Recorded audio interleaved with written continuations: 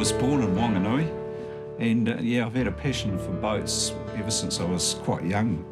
I worked in the shipyard as a labourer when I first left school, so yeah, the interest in boats started way back then. I really like what I'm doing now, which is cruising up and down the river and sharing it with people from other places and from overseas. Being out on the Whanganui is just stunning on a nice day. Every part of New Zealand has an activity that happened in early times which sets it apart from all the other parts of New Zealand. Well, this is the riverboat capital of New Zealand. End of story, you know, in my opinion, you know. When you read the books about the boats, you know, the things that went on and the adventures that people had on the river was something that touched a lot of people's lives, that spread right throughout the community in its heyday.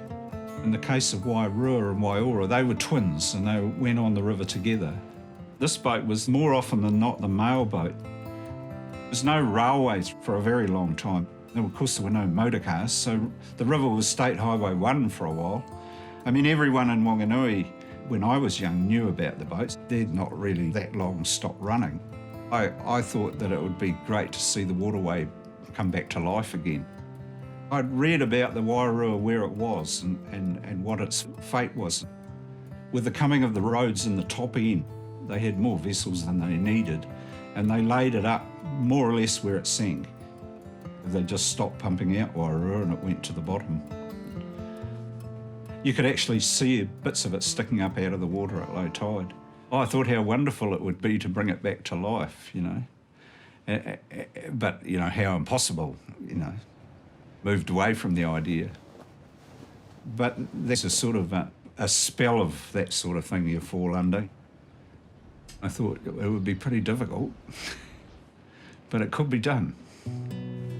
If you've got a project or something you want to pursue, there's a lot of clever people here and a lot of people that will give you a hand. There were 4 of us originally, and we dug all round it at low tide. We tweaked it and winched it and wriggled it around in the hope that it would come up. It was only the hull that came out of the river. The rest of it was completely gone. We started from scratch, certainly as far as the superstructure goes. The 4 of us, we didn't have a lot of resources. You know, we were operating on a wing and a prayer, really. I thought we'd get there. I was never quite sure how, but I was pretty determined. It took us 19 years. It had been a long journey, but it was great. I'm proud of the part I played, for sure. We've made a difference. What could be better than that, other than those things that you've got going, that they keep going? It wasn't always my intention to be the skipper of the boat. Life never quite turns out like how you plan it. So yeah, it's a very busy life occupied by riverboat. I keep doing it because I believe our riverboat heritage is unique to us, and we do think it's something that we can be proud of. You know, a really nice day out on the river definitely makes you happy.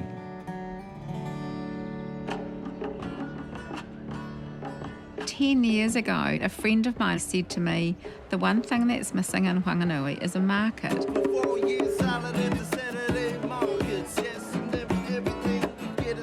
So we started a mixed market down on the riverbank. We have lots of artists and artisans, and there's all sorts of people making products from local food, which I think is a wonderful thing to see. I have a family gathering. So you're in charge of the salads? At the barbecue and the salad. Yeah. I'd married at 19, had younger children, and to have spare money, I had to fruit pick down in the South Island. I met quite a lot of people with different lifestyles, and it really changed the way I thought about food and the way we live our lives. Have lived here most of my life, but I don't recall ever travelling up the Whanganui River Road till I was in my late 30s. It's like coming into another world. I was reading the newspapers and this place was for sale. I knew it because I'd gone past it in a boat, and then I went to town and bought it. I knew that I was going to buy this place.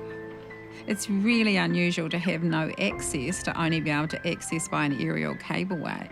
And the Whanganui River flows right past the door. And so to wake up in the morning and look at that beautiful scene is just wonderful for your soul.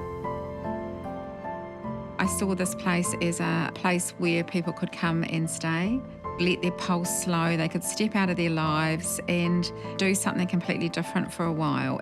And this was a perfect environment to be able to grow food organically, cook food using ingredients from your own garden, to be able to have the orchards. Slowly, the building of cottages started for people to stay in. I came here alone, much to a lot of people's horror, that I would choose to come and live in an environment like this by myself. But I wasn't alone a lot of the time. My friends found it a lovely place to come and stay and help out.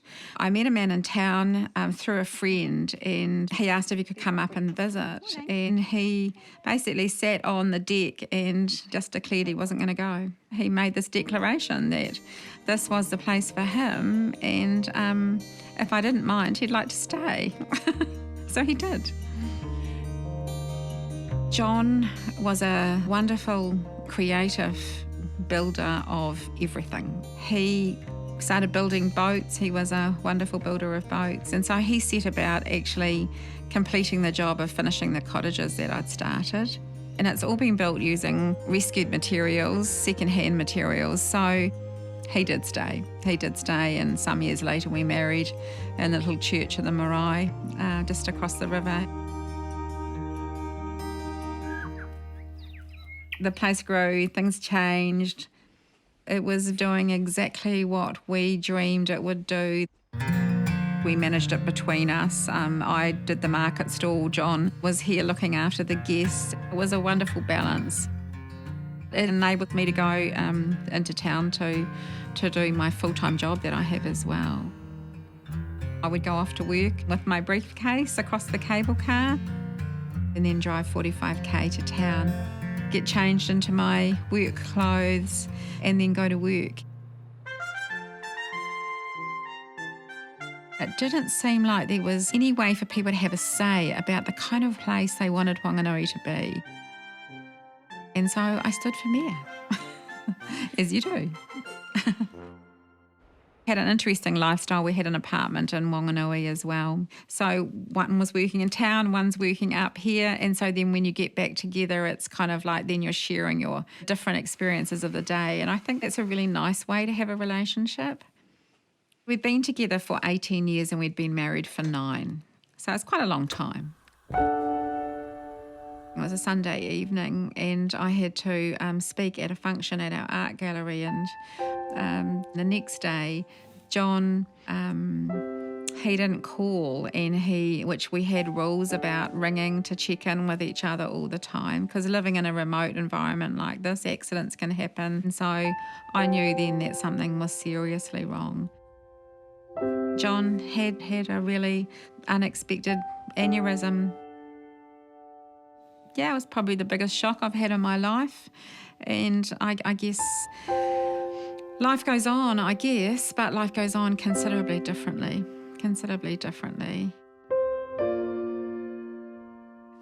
Like John's legacy is everywhere in this place. You only have to walk into one room and you can see the things that John has done. So he'll never be forgotten.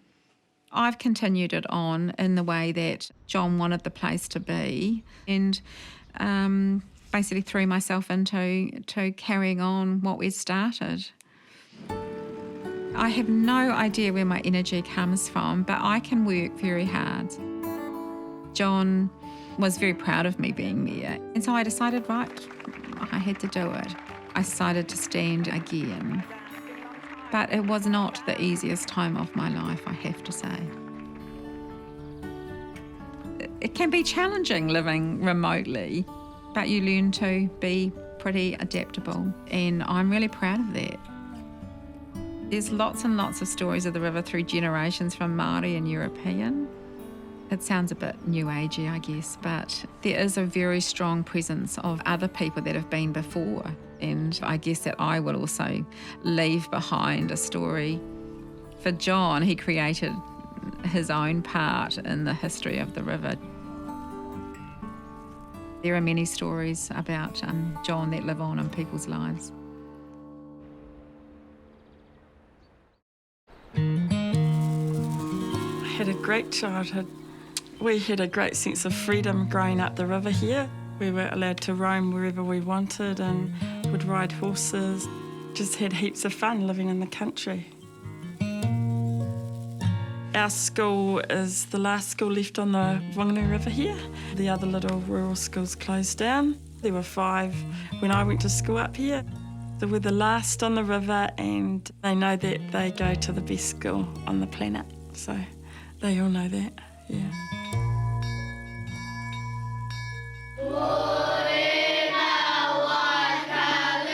Morena koutou tamariki mā. It was Zion's birthday yesterday.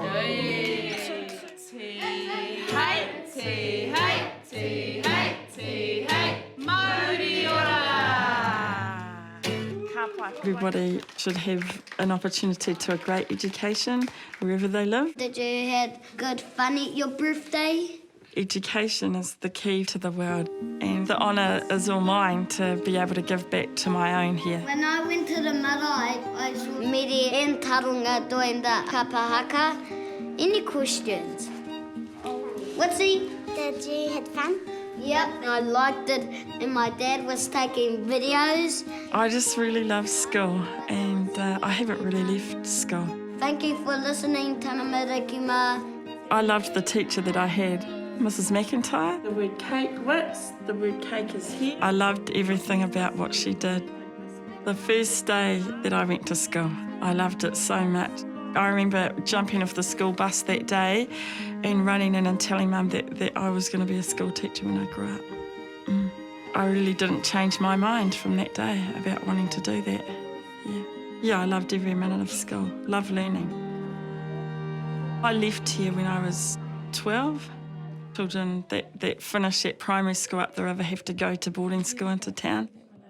Headed off to university after secondary school and decided to travel overseas. I think it's really important to leave and come back if you want. It hasn't been that difficult to come back.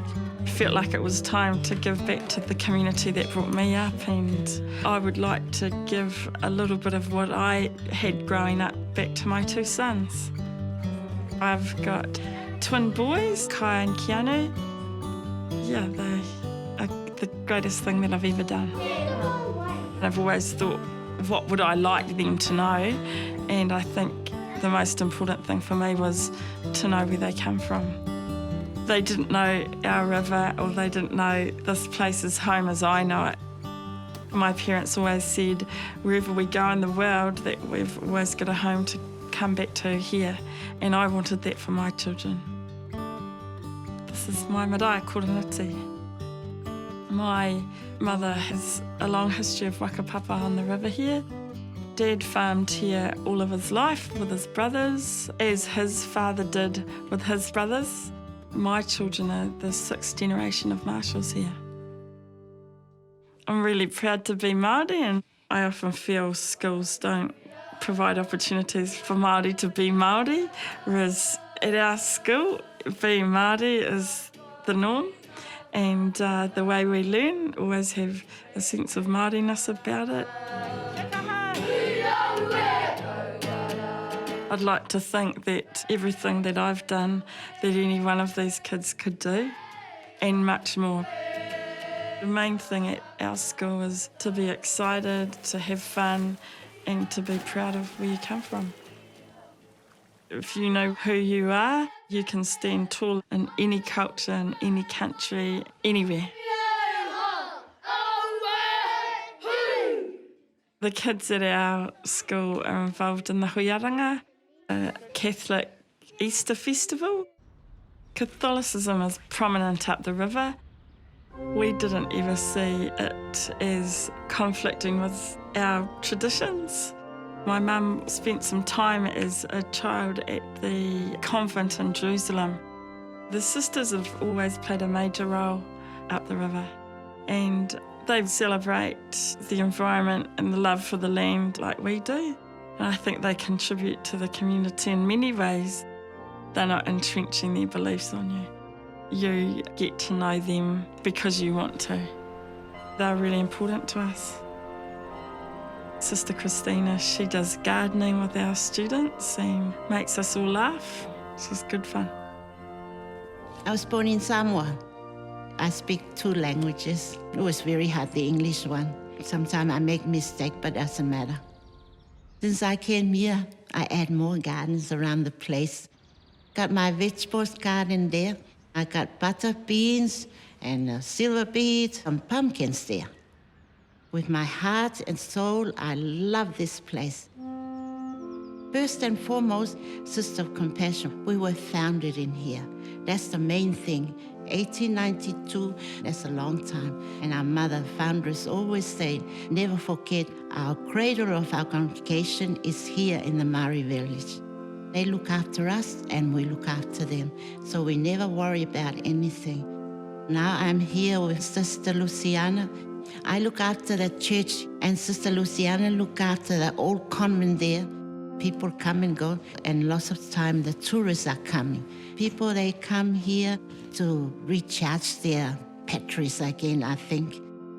Yeah, the beauty of this place. It's a real paradise. My family, very Catholic people, but I never dreamed to become a nun. No, never, never, never, never, never. I have so many men hanging around me on my youth day in Auckland, and I'm not shy to talk to people and they come around my way. And then one day I saw this nun. She looked so holy to me. So I went to see this priest and asked him I want to become a nun. Well, he laughed at me saying, not you. I was an outgoing person. So I went home. 3 years I tried all the time, and I think he gets sick of me. And so in 1966, I entered a convent. Father told me, I think it only lasts for 3 or 5 days, so I got that on my head all the time. I was a bit frightened because I wasn't sure, I wasn't sure myself. And I thought, I wonder if I last long. But I did. Yeah, I never looked back. Father was making a mistake, and now I got 3 more years before my golden jubilee. I will never change my mind. If I make another choice, it's the same choice. Yeah. I'm very happy where I am now because we all one family. I go to the local school, they got a vegetable garden, and I'm very naughty because I told them just pull out weeds and throw over the fence. Not supposed to do that, but they enjoy throw over the fence. You know, they're lovely children, yeah. This community, the sisters are theirs, you know, and same with us, yeah, vice versa. Us with them and them with us. We tried to learn the Maori words, thought we will never get there. But you know, the grace of God, we can sing with them. When a community works together, then everybody benefits. Living at home at the river has made me really, really happy. I feel more passionate about providing a great education to the students up here because I was supported like that as a child. My mother often said, you don't mean anything to anybody unless you give back to your own first. They're a great bunch of people to have my kids around.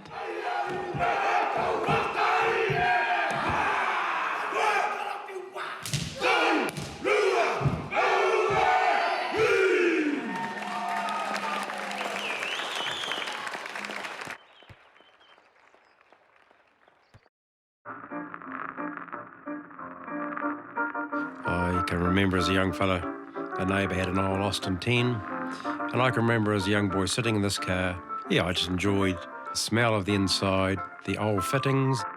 I was sort of always interested in the mechanicals of things. Yeah, so that got my interest up, and from then on I've been interested in anything mechanical. When I was a lad, I went to war as an air mechanic in the flying corps. The stuff we have here, I've just picked it up from rubbish dumps and all sorts of places and given it home. It's all part of our history. My passion is to save it from disappearing. To people in those days, it was just old stuff that nobody wanted. They were happy to get rid of it. And I'm pretty lucky that all the stuff that I preserve, I'm able to enjoy. So as well as preserving these items, I'm using them. I'm an A-grade mechanic by trade. During my apprenticeship, I preferred working on all the older cars that came into the workshop. My 1928 Chev I purchased in 1966. Must have been 17 or something like that, I suppose. Yes, it wasn't common. I drove a 1928 car where everyone else was driving their 60s cars. And I still drive that car today, nearly 50 years. Once you've saved a car, got it running, should last forever. My 20s, 30s, 40s cars are still running their same engines, same gearboxes. Wonderful stuff, some of that older made stuff.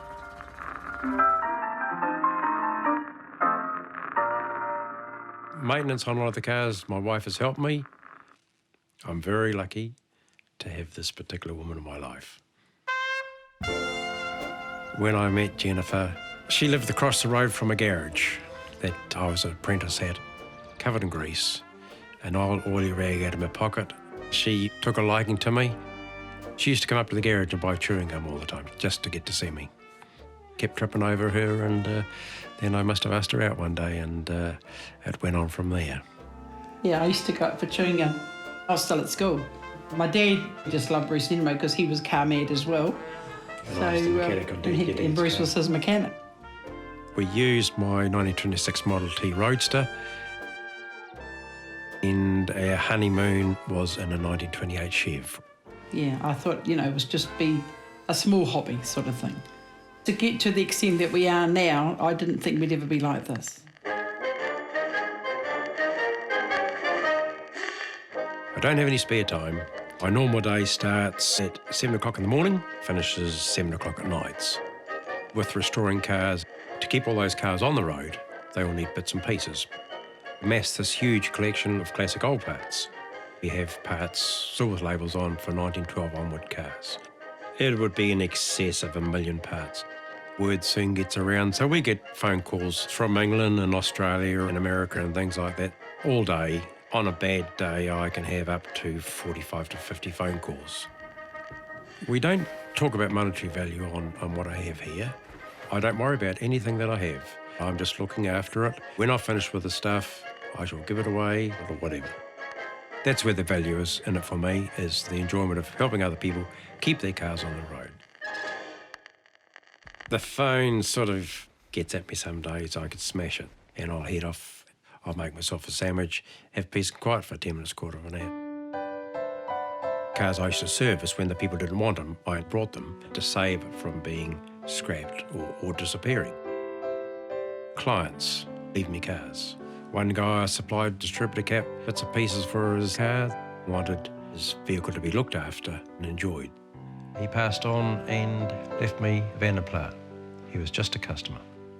Beautiful car, 1961 Van der Pla. I use that particular car regularly.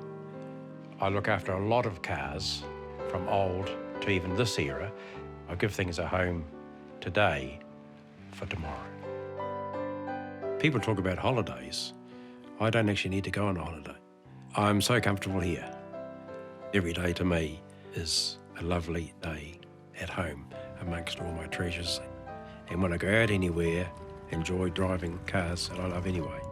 To spend 24 hours a day doing what I love doing is a bit of a plus in life as far as I'm concerned. Doing for the rest of my life exactly what I want to do. And I'm quite happy with that.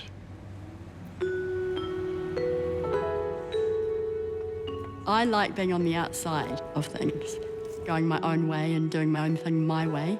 And I like Whanganui because it's very easy to do here. I love it. A lot of my work is about what I care about. And so I talk a lot in my work about what it means to be loved, I suppose, and beautiful, because I think those things are important. I've worked with people for 25 years making portraits. Most of the time it's women. And I see so many women, for no reason, feeling unattractive, That's why I do it. I help other women recognise their own beauty, not what the media might think is beautiful, but what I do. Women particularly beat themselves up, unbelievably, because of some perceived flaw. It's so destructive. Why we have this need to be perfect, I don't understand, really. But I'm lucky I never have been perfect. I can't be, When I was born, I had a double cleft lip and palate. Mum, when I was in the pram, people would say to her that I was, so ugly that she should take me home and not show me in public.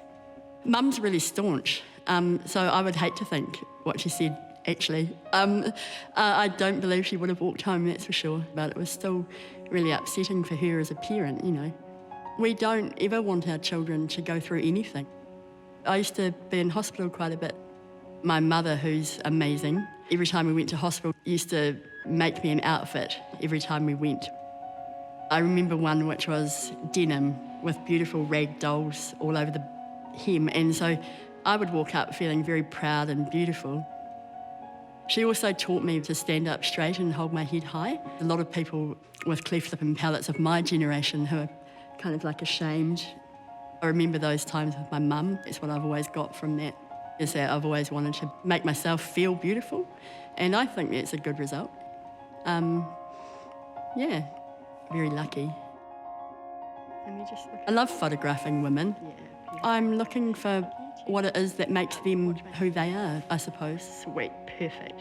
If a woman is feeling beautiful, she can be more powerful. The other reason is that it feels lovely to feel like you look really good. Open your eyes. Oh man, that's awesome. A lot of people, they don't get that very often, because they don't do it for themselves. I mean, I do. I talk myself up quite a lot, to myself, because why wouldn't you want to feel like that?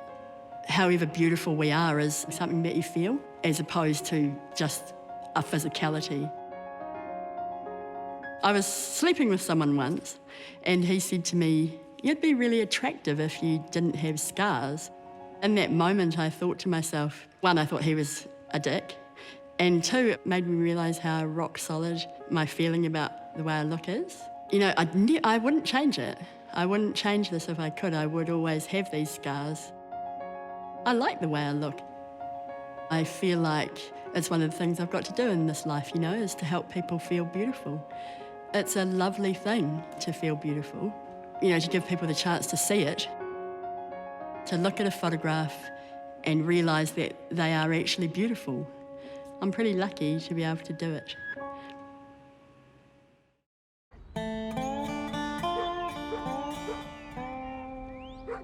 This is our Whanganui Centre Championship, plus it's our local dog trial up in a place called Whanganui.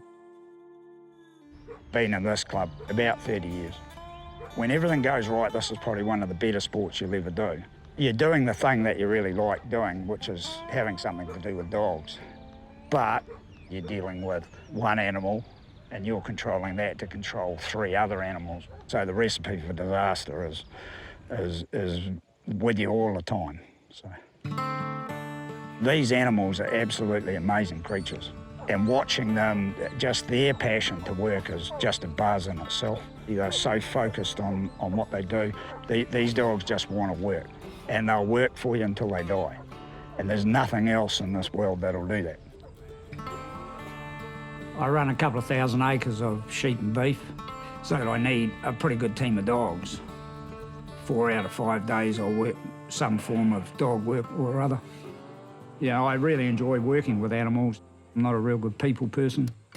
Don't like to muck around too much with pleasantries, and my social skills are probably lacking a little bit. So dogs are a lot simpler to deal with than people. As soon as you establish that bond, they're just your mate. They think that, I'll try and rephrase it, other than the fact that the sun shines out of your ass, they just want to please you. They're your dog. I mean, mine, they'd die for me. And that's a huge quality in anything, isn't it? Add the fact that they're so focused on the sheep and the job that they want to do to the equation, and they're just amazing. Competition side of it and winning or losing is not everything to me. There's a whole host of things that are important about dog trials. It's probably one of the few outside of school activities that we have to do in the communities. The community spirit is huge, it's great, but unless you're involved in something like dog trials and things, there is nothing else. We have a heck of a lot of people pitch in to make the trial run successfully. These judges here today will have judged for like 2.5 days by the time they're finished. That's a lot of concentration, a lot of time. Yeah, it takes a real big effort on a heck of a lot of people's parts. It is quite a big thing to take on, but it's the whole valley. Donates food, baking and legs of mutton and corned beef and that sort of thing. The girls all volunteer, everybody volunteers to come down and help. Yeah. Carrot sausages on the go, potatoes, mixed veggies. They get well fed. Only when we find out the boys last night have been into our fridge. But anyway, quite late last night, some of the boys that were drinking attacked our mutton roast. It was our only piece of mutton that we had left. We'll deal with them. But anyway, we'll cope without it, yeah. Nobody was really out there helping young guys to learn to be dog trialists. I teach people to train dogs and I fix behavioural problems in dogs, and I have run courses on training dogs. This centre, the Whanganui Centre in particular, got behind a big drive to have a lot of training days. And so the sport is a thriving sport. They're out there, they're doing it. 10 or 12 years ago, we might have had 1 or 2 women competitors. Now we have heaps of them. And they're out kicking the arse of guys as well. Doesn't matter how old you are, what gender you are, how much money you've got. This is a sport that anybody can do as long as you're prepared to take the frustration of you and the dog versus 3 sheep.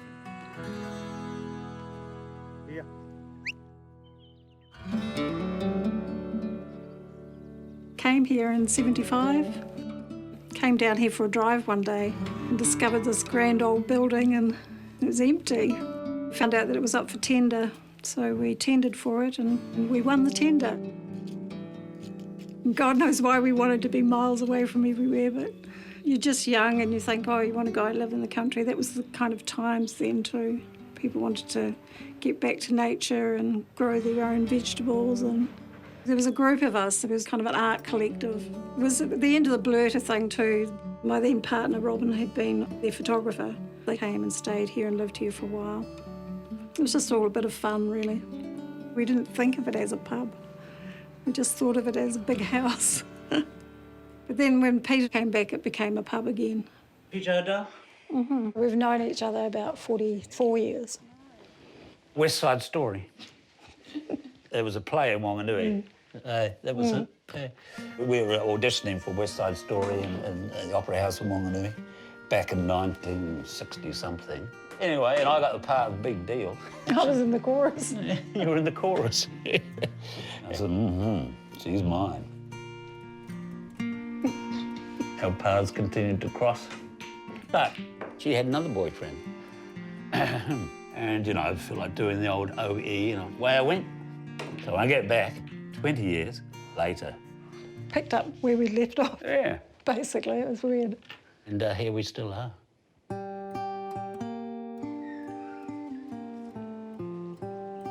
I think subconsciously I was always wanting to learn to weave. A friend who came to visit here, we were just walking around the garden, and because we'd planted a lot of flax, she thought I could weave. And I said, no, I can't weave. And she said, oh, well, I'll teach you. And she did. And that was when I just fell in love with it, weaving. It became a passion. Makes you really proud to be a Māori because it's really a unique Indigenous craft. It's amazing. You can make mats, rope, clothing. It's such a versatile fibre. It's soft, and you can weave it raw or you can process it. I just love weaving. It's challenging, it's creative, and I love things that are handmade. And it's fashionable, and I love fashion, and I love hats, and I love making hats. My mum made felt hats, and we all grew up having a new hat for Sunday church. Always liked hats anyway, just those big, beautiful brimmed hats. Greta Garbo hats. And I love the influence of history on fashion. There can be a fedora, a bowler, a pork pie.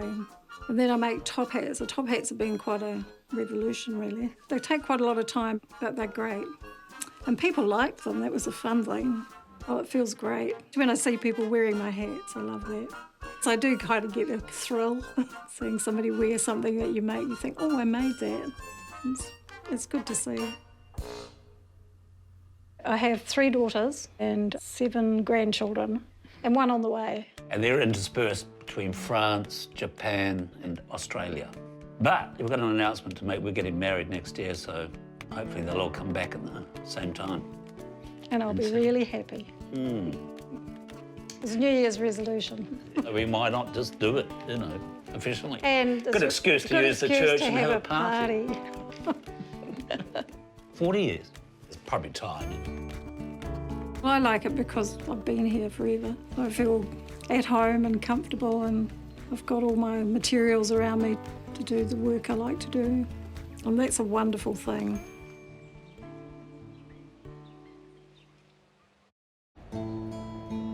Whanganui is a very real town. It's pretty hard to beat this sort of environment.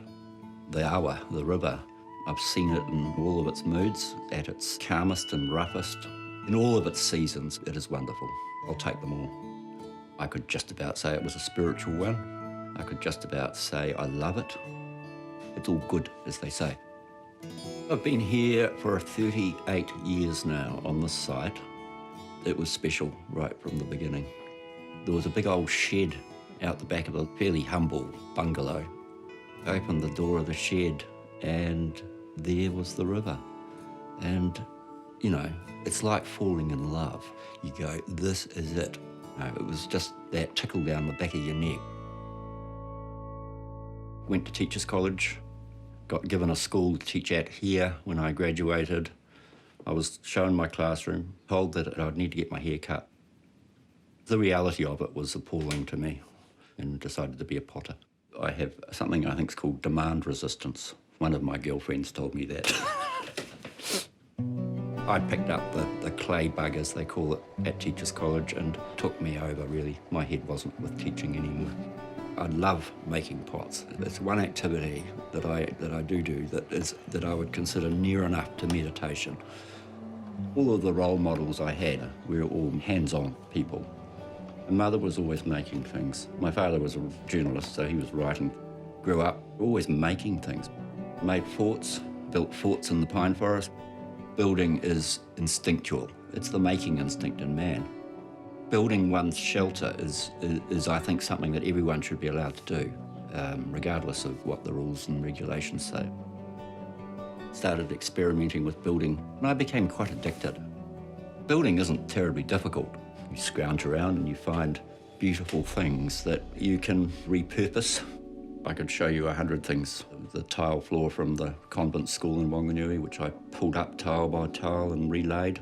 Things that can carry on another life. That window came from Te Pāpapa Primary School, which is long gone.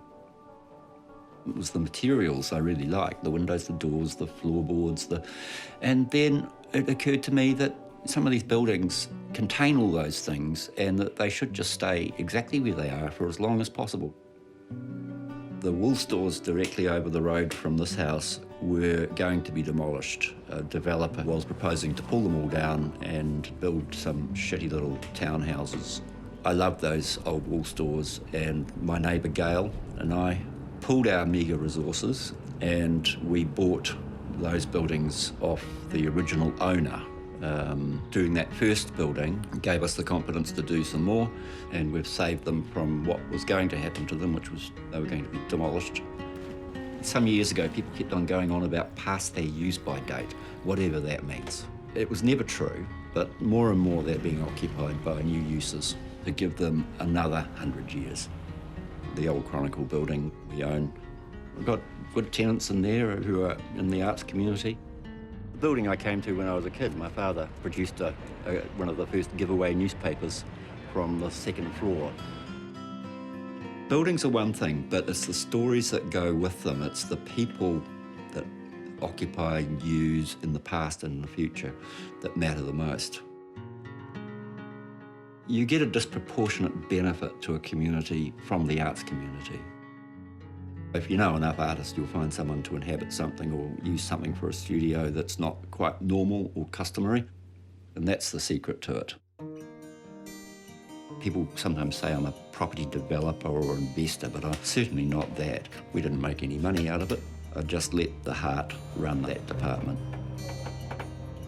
I have an old friend who died last year, Stan Butler. He was interested in everything weird and wonderful. you know, magnets and electronics and perpetual motion machines, but amongst other things, he built his own little ferro cement house. So we just bought that off Stan's daughter. I had a horrible feeling that if this property was sold to someone else, I'm sorry to say this, but I think that might have just been scrunched up, lost, been treated as a building site. It's quite a nice site. I think I've got an addictive personality. Once I start doing something, I find it hard to stop. And I'm not very good at asking for help or permission. It's a hard road to hoe, but well worth it, because very good buildings are now safe from bulldozers. They'll carry on standing, I'm sure.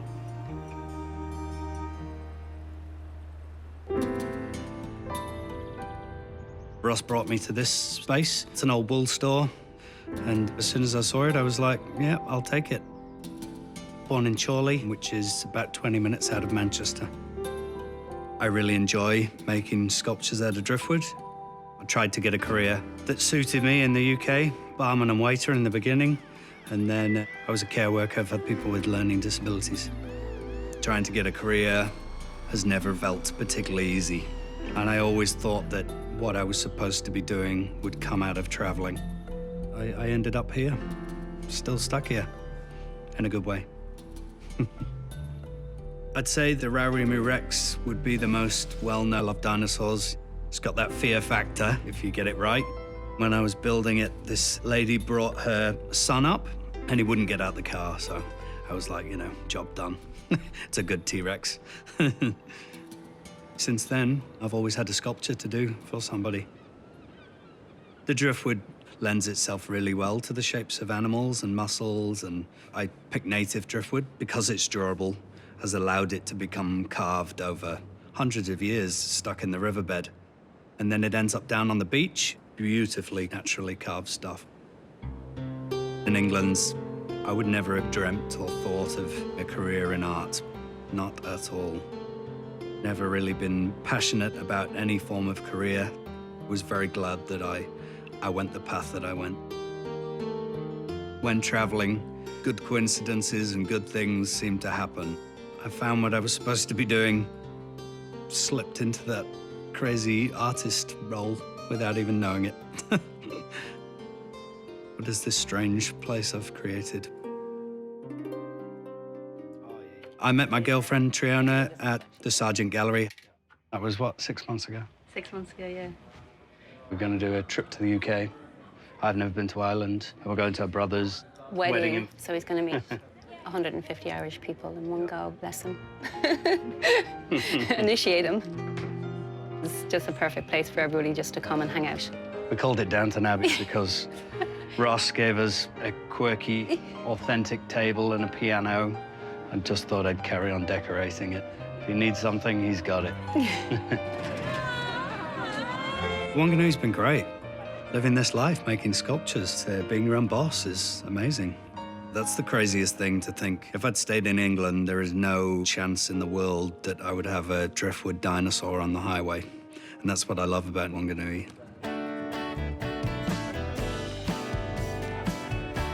The gentrification of towns and cities all over the world has begun by artists. They're kind of like the pioneers, and I'd like them to come and pioneer in Whanganui.